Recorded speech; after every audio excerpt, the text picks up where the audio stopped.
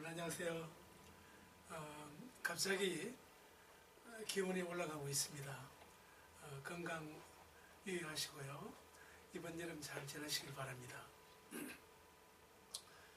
김영주 선생님 또 이일 선수들 계시는 리버사이드는 굉장히 더울 줄 압니다. 조영 선생님도 건강하시고요. 또 이제 가을 학기 우리가 만날 날이 점점 다가오고 있습니다. 우리는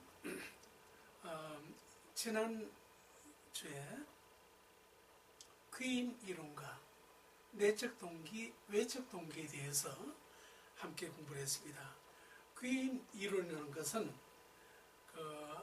학생들은 어떤 일에 성공했을 때 또 숙제를 완전히 마쳤다든지 또 시험을 잘 봤다든지 이러한 성공을 했을 때 또는 실패했을 때 그 원인이 무엇이라고 생각을 하는가 하는 거예요. 성공이나 실패의 원인이 자기 자신의 어떤 노력 또는 자기 자신의 어떤 능력 또 IQ 이런데 내적 원인이라고 생각하는 경우 내적 원인이 내가 따라주지 못해서 내가 성공하지 못했다. 또 내가 원하는 목적을 달성하지 못했다. 이렇게 할 때 상당히 강한 책임의식을 느끼게 됩니다. 그러나 우연한 결과나 또 어떤 행운 같은 이런 외적 원인이라고 생각할 때는 외부로부터 주어진 그러한 어떤 원인이라고 생각될 때는 책임을 회피하려고 하는 이러한 심리를 지니고 있습니다. 이처럼 성공이나 실패에 대해서 자신의 행동에 대한 원인을 이렇게 귀속시키려고 하는 그 경향성에 대한 이론이 곧 귀인 이론이라 지난주에 말씀을 드렸고요. 내적 동기와 외적 동기를 보게 되면 내적 동기는 공부하는 학생들, 학습자가 본질적으로 가지고 있는 그 마음속의 어떤 동기로서 학생들의 흥미나 호기심 같은 그런 요인에서 유래하는 스스로의 욕구에 대한 반응, 내가 뭘 하고 싶다, 또 이 문제를 풀어내고 싶다, 이 문제를 알고 싶다 하는 그러한 어떤 욕구, 거기에 대한 반응, 이것이 곧 내적 동기다 그랬어요. 그리고 이 학습자가, 학생들 스스로가 학습 과제에 대한 외부의 보상과는 아무런 상관이 없이 이번 숙제를 마치고 난 다음에는 선생님이 상을 준다, 또 연필을 한 자를 준다, 뭘 준다, 그런 것과는 전혀 상관없이 능동적으로 활동에 참여하게 될 때, 스스로 공부할 때, 그래서 마이너스 플러스를 배우고 나니까 이제는 곱하기를 배우게 되고 곱하기에서 그 다음에 나누기로 들어가게 되니까 이런 것이 하나하나 배워가는 그 재미. 자, 이렇게 외적인 어떠한 보상과는 아무런 상관이 없이 내 속에서 능동적으로 활동에 참여하게 될 때 이런 내적 동기는 형성되게 되는 것입니다. 그 다음에 내적 동기를 보게 되면 세 번째, 교육의 본질적인 목적. 교육의 본질적인 목적과 이것은 부합되는 것입니다. 꼭 상을 줘야지 또 못한다고 또 숙제 안 하면 벌을 주고 하는 그런 게 문제가 아니고 학생들 스스로 자발적으로 셀프 스터디 해나갈 수 있는 그런 마음속에 일어나는 어떤 욕구, 불덩어리 이런 것들을 제공해주고 만들어주고 그런 요소를 이렇게 만들어주는 이것이 곧 교육의 목적입니다. 그 다음 네 번째는 학생들의 성취 동기. 뭘 하나 하고 나니까 야, 이거 내가 풀었다. 이 문제를 풀었다. 또 이거 내가 해냈네. 하는 이러한 그 성취 동기. 그 다음에 자아 실현의 욕구. 자아 실현의 욕구 같은 내재적인 동기의 대표적인 예를 할 수 있습니다.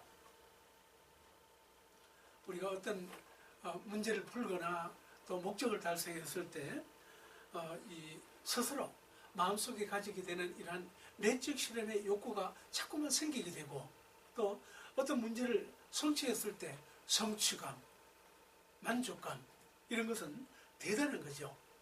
그런 것들이 곧 내 속에서 공부를 하게 만드는 이것이 곧 내적 동기다. 그래서 내적 동기와 외적 동기를 또 우리가 하나의 그 예를 들어보게 되면은 한국에서 있던 얘기인데요.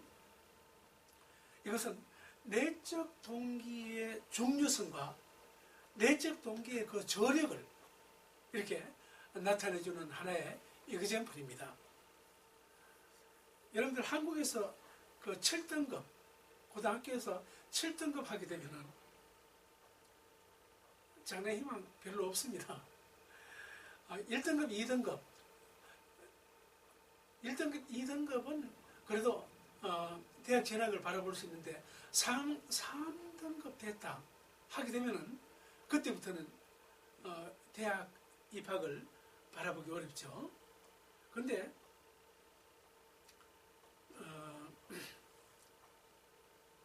울산에서 이제 고등학교 다닌 아이가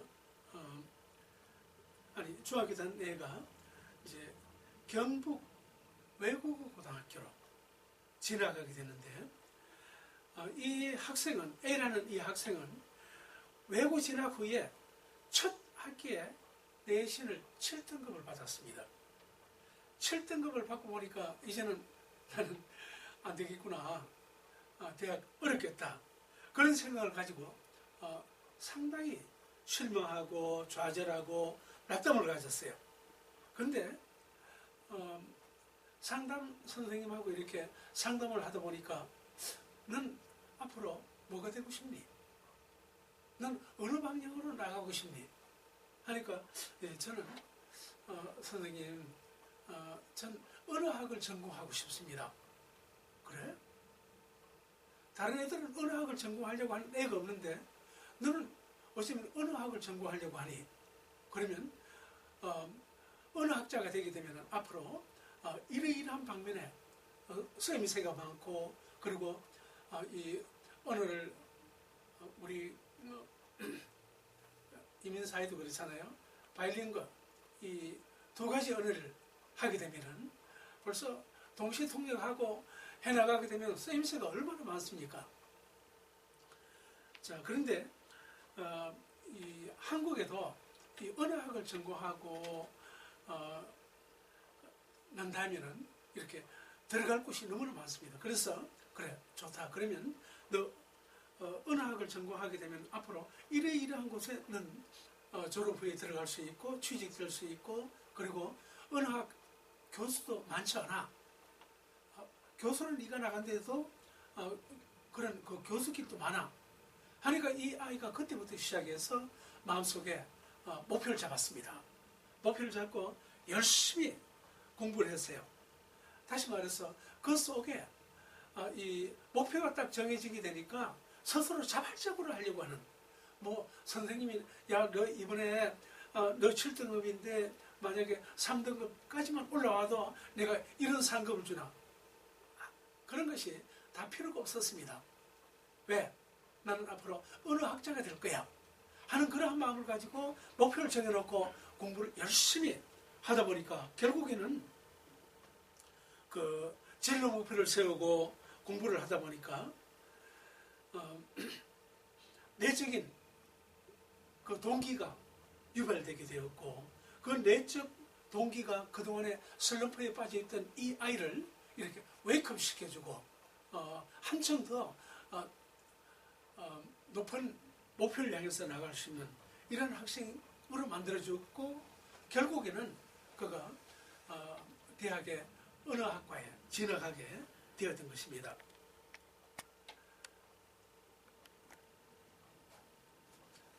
참 이 학생으로 말할 것 같으면 굉장히 열악한 환경이었어요. 열악한 그 상황이었습니다.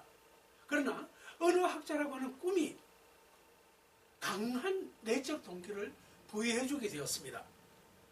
그래서 자기 앞에 있는 모든 난관을 극복하고 그동안에 모자랐던 그 학과에 있어서 따라주지 못했던 이런 그 성적이 목표를 딱 정해놓고 보니까 이건 내가 열심히 안 하면은 내가 이런 사람이 될 수 없구나 하는 생각을 가지고 하다 보니까 그렇게 떨어졌던 성적이 막 올라오기 시작했던 거죠. 내적 동기와 외적 동기에 있어서 외적 동기를 보게 되면 이 학습자에게, 학생에게 상과 벌로서, 이 상벌로서 성공감 또는 실패감을 맛보게 함으로써 학습에 대한 동기를 유발해 주는 것이 바로 외적 동기였다. 그렇게 말씀을 드렸어요. 그리고 인위적인, 이 외적 동기는 인위적인 동기입니다. 너 이렇게 하게 되면 내가 이만한 보상을 주마. 이거 못했을 때 너는 화장실 청소야 한다든지 이런 그 인위적인 동기입니다. 외적 동기는 인위적인 동기로서 학습 목표를 뚜렷하게 인식시킨다거나 학습 결과를 인식시키는 데는 좋아요. 그러나 나이가 든 학생에게 이런 외적 동기는 오히려 방해가 된다는 사실이죠. 그래서 교육 활동을 공부하고 가르치고 하는 이 교육 활동을 수단으로 해서 성취하고자 하는 교육 외적인 영역의 가치를 중요시하는 것이 바로 이 외적 동기입니다.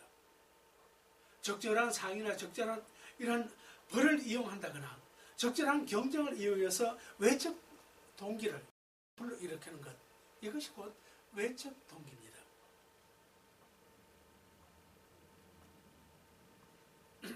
그래서 내적 동기와 외적 동기를 좀 더 우리가 종합적으로 이제 보게 되면은 내적 동기만을 강조하게 될 때 어떤 결과가 오게 되는가? 내적 동기만 강조하다 보게 되면은 개인주의적인 교육의 성격을 너무 강하게 띠게 됩니다. 그리고 사회의 현실과는 좀 이렇게 동떨어진 그러한 교육이 될 가능성이 큽니다. 다시 말해서 우리 사회라는 것은 모두가 다 공감할 수 있고 하나의 그 유니티를 이룰 수 있는 그러한 그 교육 시스템 속에서 함께 배워나가야지. 그렇게 해나갈 때 모두가 다 어떤 문제가 터졌을 때 이것을 같은 안목, 같은 생각으로 그것을 볼 수가 있는 거죠. 내적 동기만 강조하게 되면은 이러한 이 사회 현실과는 좀 동떨어진 이러한 교육이 될 수밖에 없습니다. 그 다음에 교육의 자율성을 강조할 수 있다는 장점이 있습니다. 외적 동기는 이 자율성보다는 타율성입니다. 어떤 명령을 부여하고 어떤 책임을 부여하고 어떤 상과 벌을 결과적으로 주겠다 할 때 그때는 이런 그 자율성을 잃어버리게 돼요. 그러나 내적 동기는 무엇을 하나 성취했을 때 그 다음에 뭘까? 그 다음 걸 성취하다 보니까 그 다음에 또 뭘까? 하면서 스스로 자율성을 가지고 문제를 해나가게 되고 그 동기 유발을 스스로 받게 되는 겁니다. 외적 동기는 이 아웃사이드에서 이렇게 동기 유발이 오지만은 내적 동기는 인사이드에서 스스로 동기 유발을 받아나가는 거예요. 그래서 외적 동기만 강조하게 되면은 어떤 폐단이 오는가? 외적 동기는 교육은 하나의 수단으로서 외적인 목적에 종속이 된다. 교육은 외적 동기만 이렇게 강조하다 보게 되면은 이렇게 배우고 학습하고 숙제하고 뭐하고 하는 이런 것은 어떤 외적인 목적, 상을 받기 위한, 벌을 피하기 위한 그러한 상벌에 종속될 수밖에 없다는 겁니다. 그 다음에 학습 자체의 자율성이 사라져버려요. 외적 동기를 너무 강조하다 보게 되면 자율성이 없어요. 뭐 해봐야 선생님은 상도 안 주는데, 이거 해봐야 아버지가 나한테 뭐 새로운 것도 안 해준다는데, 그런 결과를 가져오게 돼요. 그 다음에 또 내적 성장보다는 외적 기능 형성에 관심을 두게 된다 하는 거죠. 이 내적 동기를 자꾸 유발하다 보게 되면은, 내적 동기를 유발하다 보게 되면은 스스로 이렇게 스스로 성장해 나갑니다. 그러나 이 외적 동기를 자꾸 강하게 강조를 하게 되면은 이것은 외적 기능 형성에, 외적인 어떤 시스템, 어떤 기능, 펑션, 거기에만 초점을 맞춰 나가게 돼요. 그래서 이 외적 동기만 강조하는 것은 바람직하지 않다는 겁니다. 그 다음에 또 외적 동기만 강조하게 되면은 교육의 대상인 인간마저도 하나의 수단의 도구가 된다는 겁니다. 그래서 외적 동기만 강조하게 되면은 이 자율성을 잃어버리게 되고, 그리고 그 인간 자체가 벌써 하나의 어떤 이 교육에 있어서 이 수단의 어떤 도구에 지나지 않는다는 겁니다. 왜냐하면 인간은 어떻습니까?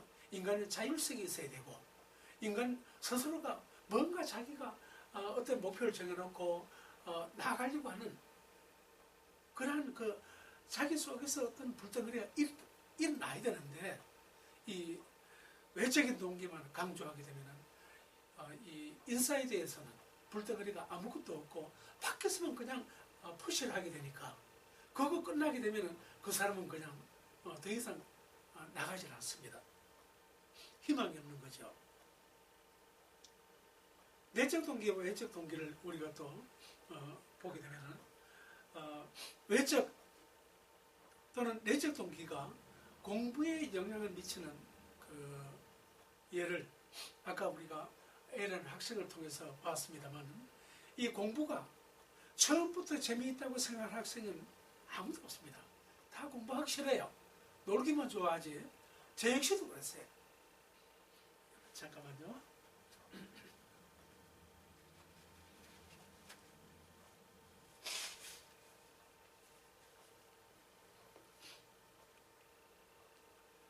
그래서 이 초등학교 다닐 때, 국민학교 다닐 때 이 엘레멘터리 스쿨에서 이렇게 공부 재미있어 하는 애들 별로 없습니다.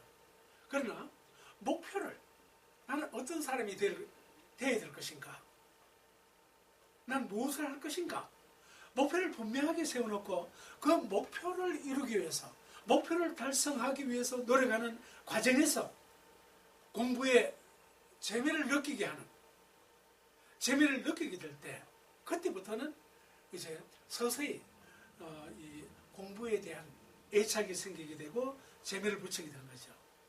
그런 학생들은 목표를 위해서 열심히 노력을 하고 공부하고 또 열심히 자기 자신의 어떤 고를 향해서 나아가게 되는 겁니다. 그런 노력하는 과정에서 계획을 실천하게 될 때,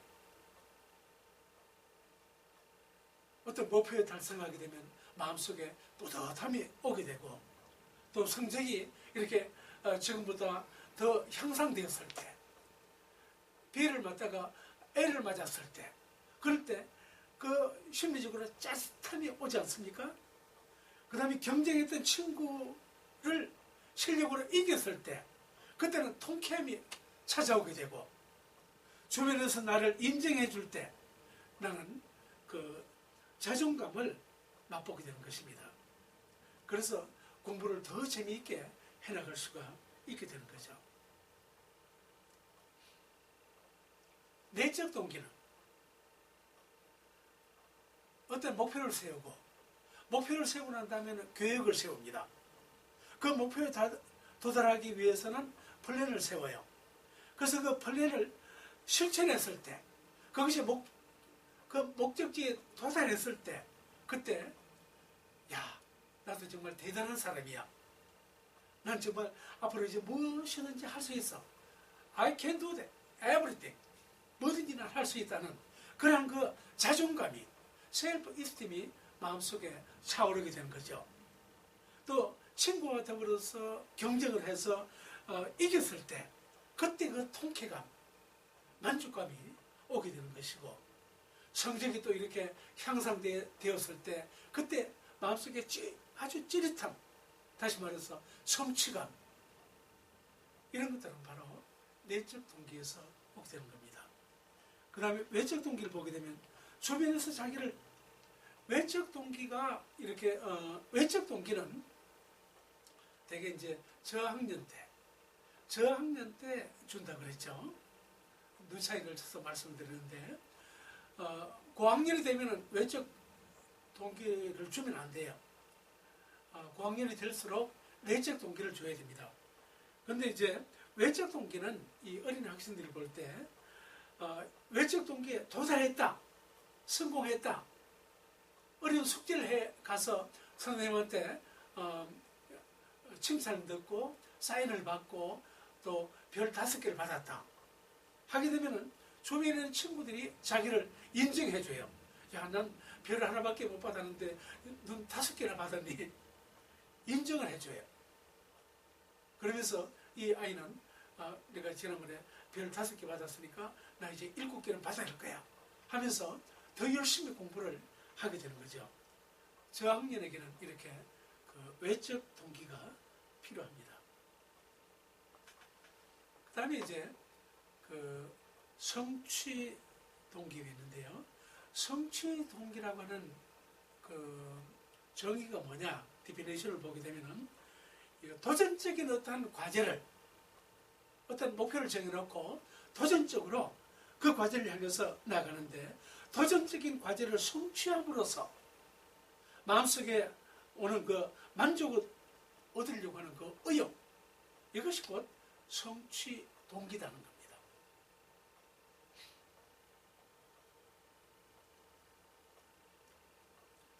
성취 동기를 한 번 더 우리가 언급하게 되면은 성취 동기가 높은 학생들, 성취 동기가 높은 학생들은 그렇지 않은 학생들보다도 성취를 위해서 자발적으로 노력을 더 하게 됩니다. 성취 동기가 낮으냐 높으냐 거기에 따라서 그 아이들로 하여금 스스로 나가게 하는 그 원동력이 크냐 작으냐 하는 거예요. 자, 성취 동기가 높은 이 학생들은 더 집중력이 강해요. 집중력이 더 집중적이고 어떤 실패에 당면하다 할지라도 그것을 더 인내해 나갑니다. 그것을 이건 이제 나중에 성인이 되었을 때 마찬가지예요. 성취 동기가 높은 사람은 어떤 자기가 원하는 것이 뜻대로 되지 않았다. 그렇게 해도 거기서 좌절하잖아요. 내가 안 되는 길을 내가 찾아왔구나. 이제는 되는 길을 향해서 한번 찾아보자. 그래서 되는 방법을 찾아 나서게 되는 거죠. 학생들도 마찬가지입니다.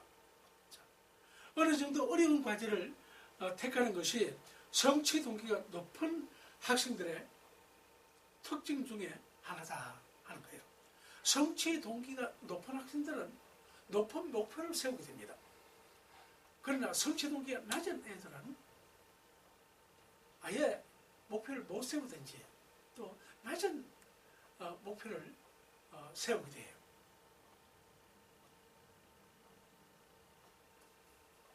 자, 와이너에 의할 것 같으면 성취 동기가 높은 사람들은 그 사람들의 성공을 능력과 노력이 결합된 결과, 그들이 성공했을 때 그 성공은 자기 자신의 능력과 그 다음에 노력, 이것이 합쳐졌을 때 그런 결과를 본다는 겁니다. 다시 말해서 내 속에 인사되어 있는 능력과 또 외부적으로 이 아웃사이드로 나타났던 이 노력, 이것이 결합된 결과였다. 그렇게 보는 것은 바로 성취 동기가 높은 사람들이에요. 자, 이 사람들은 또 실패를 했을 때 그 실패는 자신들의 노력이 부족했기 때문이라고 생각을 합니다. 내가 조금만 더 노력을 했더라면 하는 그런 생각을 하게 돼요. 성취 동기가 낮은 사람들, 또 낮은 학생들, 이런 사람들을 보게 되면 자신들의 노력이나 성공이나 실패에 이 자기 자신의 어떤 그 노력이 성공 실패에 전혀 영향을 미치지 않는다. 그렇게 본다는 겁니다.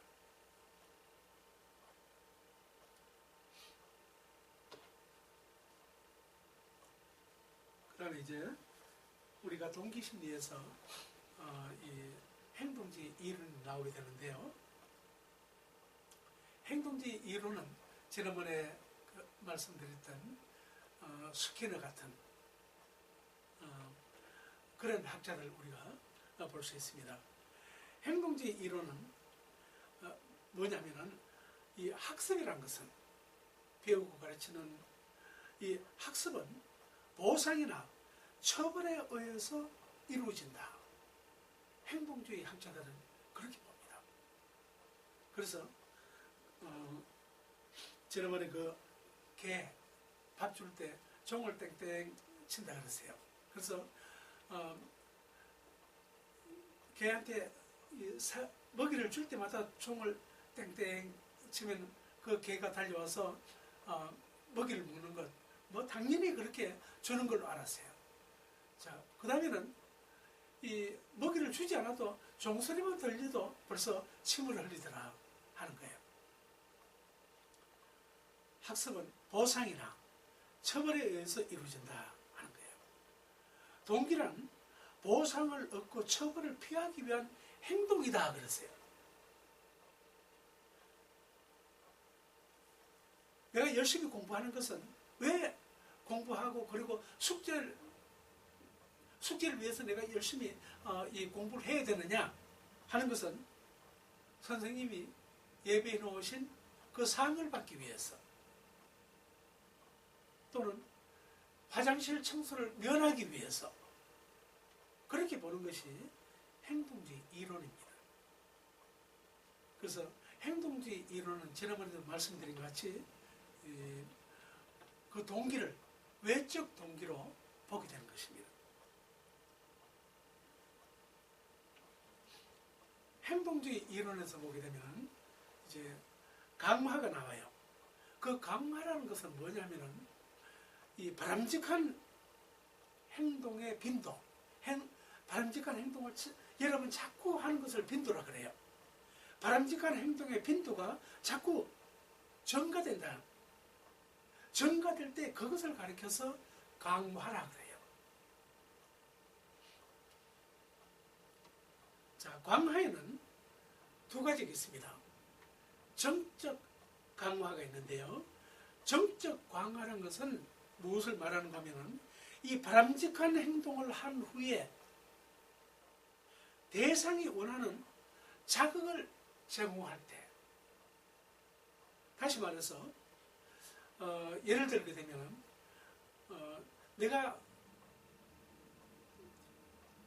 그동안에 그렇게 어려웠던 나눗셈을 할 줄 알게 되었다 했을 때 선생님이 칭찬해주고 나와서 학생들에게 박수를 치게 하고 하는 이런 그 교사의 칭찬이나 또는 선생님이 어떤 간식을 줬다 할 때 또는 우리가 그 개가 우리가 개 훈련시키는 거 여러분들 보셨죠? 이렇게 어떤 사다리를 막 건너가기도 하고 또 사다리 사이를 이렇게 지나가기도 하는 그런 그 훈련이 있습니다. 그 개가 어려운 과제를 수행하고 주인에게 왔을 때는 주머니에 있던 아주 조금 되는 피부장기를 입에다가 이렇게 넣어주죠. 그래서 개들이 좋아하는 피부장기를 입에 넣어주면은 그것 때문에 더 어려운 과제도 개들은 수행하게 되는 것입니다. 이것이 곧 이 정적인 강화다 하는 겁니다. 오늘은 여기까지 하겠습니다.